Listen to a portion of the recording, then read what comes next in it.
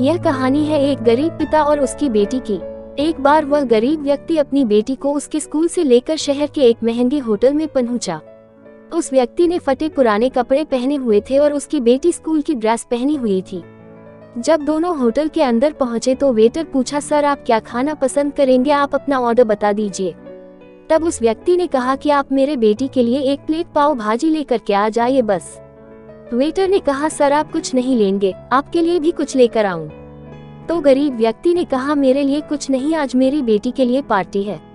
मैंने इससे वादा किया था कि अगर तुम इस जिले में 10th क्लास में टॉप करोगी तो तुम्हें मैं सबसे महंगे होटल में पार्टी दूंगा, तो आप सिर्फ बच्चे के लिए पाव भाजी ले आइए।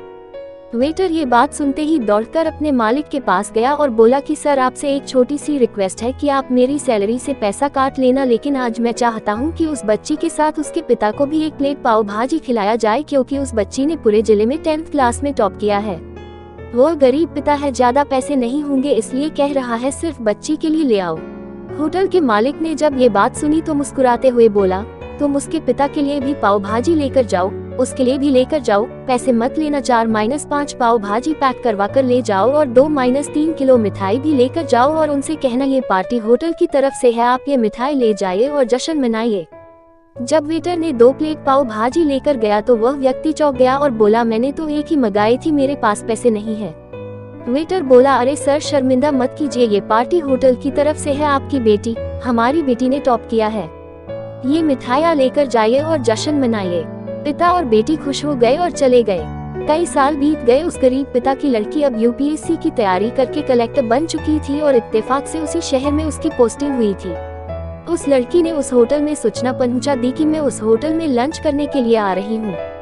होटल के मालिक ने जब ये सुना तो होटल को पूरी तरह से सजावा दिया। गाँव में ये बात पूरी तरह से फैल गई और कस्बे के सभी लोग उन्हें देखने के लिए आने लगे। कलेक्टर अपने पिता के साथ उस होटल में पहुंची।